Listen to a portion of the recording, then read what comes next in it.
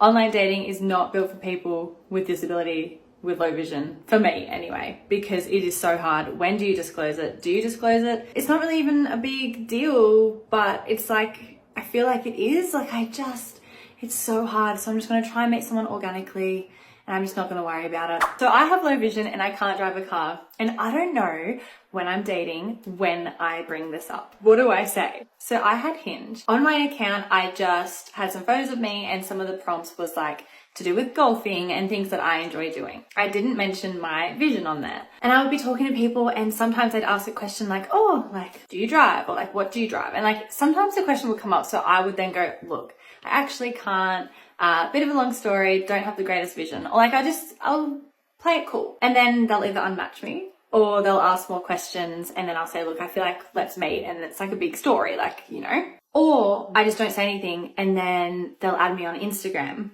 because we plan to meet up on Hinge. And once I get my Instagram, they ghost me, because on my Instagram, I talk about my vision. I talk about disability. Now, it could be other reasons that they're ghosting me. I'm not just blaming my vision, but it is so hard dating with a disability. So I had plans this weekend to go on a few dates, and they both cancelled, and I'm just done. I am so done.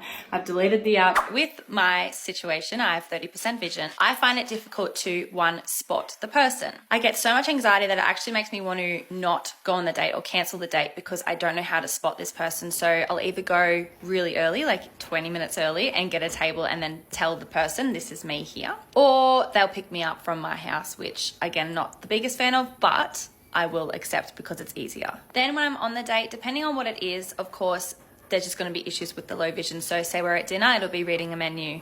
So it's like, okay, do I tell this person now? Like, do I get them to help me, or do I just struggle? Or do I go somewhere that I know the menu and I don't even have to worry about reading it? There's just like a little planning that goes into dating when you have a disability. Or if I'm doing an activity like bowling, for example, there'll just be like some issues with the low vision with that type of thing, or golf, like putt-putt, just things like that. It's like, yeah, do I tell the person, or do I just do something that's chill for the first date, suss the person out, and then have that conversation? Or do I just tell them from point blank?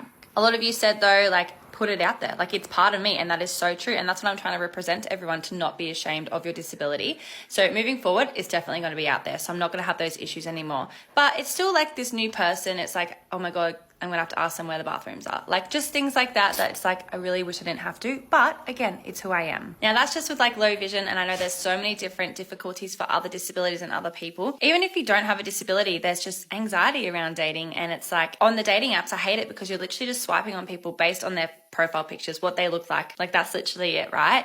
So I do not like the apps